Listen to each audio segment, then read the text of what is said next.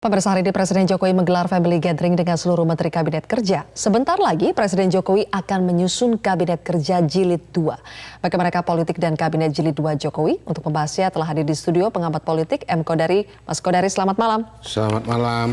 Mas Kodari, kalau kita lihat hari ini ada acara family gathering, tapi yang perlu kita garis bawahi, acara ini baru pertama kali dilaksanakan selama 5 tahun pemerintahan Jokowi JK dan di ujung periode.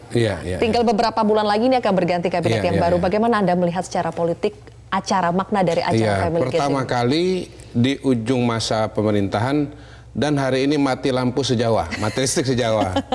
Jadi sebelumnya secara momentum nggak begitu dapat ya, karena masyarakat hari ini merasa gelisah di seluruh Jawa, listrik mati, dan ini barangkali pertama kali yang mati bukan cuma listrik, tapi juga sampai ke tower HP, sehingga sinyal HP juga jadi lemah, sangat terganggu.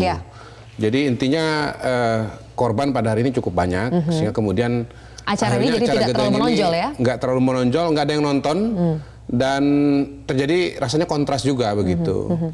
Tapi di satu sisi kita mungkin melihat bahwa pesan yang disampaikan di sini bahwa kabinet harus solid itu sebetulnya tercermin pada situasi sekarang ini, bahwa kita bisa menghadapi suatu permasalahan yang begitu besar yang tidak kita duga, bahwa listrik itu bisa mati se-Jawa Bali. Nah, problemnya adalah problem kenyamanan, problem ekonomi ya, pedagang es, telur, dampaknya di berbagai aspek. Dampaknya luar biasa, dan mungkin jangan dilupakan juga aspek ancaman keamanan sebetulnya. Saya terus terang sedang WA ke beberapa tokoh, apa jadinya negara ini kalau listrik mati berjam-jam, sinyal HP mati, TV tidak ada, dan kita diserang oleh negara lain. Saya kira kita ambrol begitu. Jadi intinya sih ada pekerjaan-pekerjaan besar yang menghadang di depan, terutama menyusun grand strategi. Kita tidak punya backup plan. Kalau energi kita ini mati seperti sekarang ini, entah karena ada masalah hardware, ataukah bencana alam, atau kemudian adanya cyber security attack, begitu, kita betul-betul tidak berdaya. Gitu. Persoalan pemadaman listrik ini terlihat simpel, tetapi kalau kita kaitkan dengan kinerja kabinet Menteri Jokowi pada pemerintah 5 tahun ini, Anda bisa melihat ada dampaknya ya, ada keterkaitannya. Jadi begini, saya kan sering ditanya juga wartawan, bagaimana prospek menteri, siapa yang akan jadi menteri ke depan? Saya kembali kepada Pak Jokowi. Pak Jokowi mengatakan kriteria menteri dia itu eksekutor, kemudian berani, kemudian integritas begitu. Nah, eksekutor itu adalah orang-orang yang dikasih tugas lalu kemudian bisa melaksanakan dengan baik. Jadi tugas itu selesai. Berani itu ada kontroversi tetapi dia tetap maju dan menyelesaikan tugas itu. Integritas dia tidak punya masalah. Per hari ini dari semua anggota kabinet, saya cuma bisa dengan berani menyebut satu nama, Pak Basuki Hadi Mulyono. Pak Basuki adalah seorang yang Menteri PUPR yang menurut saya sangat eksekutor, ya. Dia bisa menjalankan tugas, menyelesaikan tol Jawa Bali misalnya, pembangunan infrastruktur seperti waduk dan seterusnya, dan sekarang sedang mengerjakan tol Jawa, tol Sumatera begitu. Kemudian boleh dibilang tuntas, ya, selesai dari Banten sampai dengan Jawa Timur, dan sampai sekarang tidak mendengar ada permasalahan yang berarti. Begitu. Dan menteri seperti inilah yang harus diperbanyak di kabinet jilid kedua. Nah, problemnya adalah dari sekian banyak menteri kok saya kesulitan untuk menambah nama lagi yang saya bisa sebut gitu di luar Pak Basuki. Menteri yang sekarang ya? Menteri yang sekarang, sehingga itu menurut saya sih seharusnya ya, kalau kita betul-betul ideal, mungkin paling tidak 10 atau separuh dari menteri itu dengan mudah kita masuk ke dalam kriteria yang disebut oleh Pak Jokowi. Begitu. Jadi memang mencari menteri ini adalah tantangan terbesar Pak Jokowi pasca kemenangan di Pilpres 2019. Pak Jokowi itu punya visi dan misi.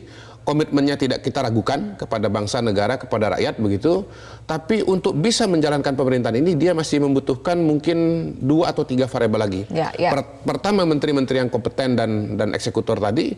Yang kedua, dukungan politik yang kuat. Dan yang ketiga, bagaimana kita bisa menghadapi tantangan ideologi ya, berupa intoleransi dan radikalisme. Karena kalau ini tidak dihadang, tidak ditangani, maka 2024 dan seterusnya kita akan berhadapan dengan masalah yang lebih berat dibandingkan dengan 2019. Apalagi Pak Jokowi punya 5 visi yang ingin dicapai di 2000 sampai 2024. Kalau begitu, menteri yang dipilih harus derap langkahnya, visinya harus secepat, harus sesuai dengan apa yang diinginkan oleh Pak Jokowi. Untuk bisa mencari menteri-menteri yang seperti itu, Mas Kodari, apa yang harus dilakukan oleh Presiden?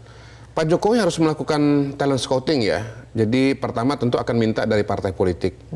Dan pada titik ini kita berharap bahwa akan ada kelompok-kelompok di masyarakat yang akan mengusulkan atau menyodorkan nama-nama tolong kacamatanya jangan selalu politis ya. Kita minta kelompok-kelompok profesional, entah itu bidang pertanian, itu bidang perikanan, bidang industri dan seterusnya, untuk mengusulkan nama-nama yang boleh jadi selama ini belum masuk di radar elit, belum masuk radarnya Pak Jokowi, tetapi memenuhi kriteria yang diminta oleh Pak Jokowi, begitu. Jadi jangan dibiarkan Pak Jokowi jalan sendirian untuk mencari menterinya, tetapi tolonglah kelompok-kelompok masyarakat, terutama kelompok-kelompok profesional, itu jangan asal omong saja, menterinya harus profesional, menterinya harus kompeten. Lah, mereka kan orang-orang yang memahami bidang masing-masing. Mereka kalau kita lihat bagaimana kinerja para menteri Jokowi yang berasal dari kalangan profesional di kabinet ini seperti apa menurut Mas Kodari? Karena kalau tadi bilang hanya satu nama dari sekian banyak menteri.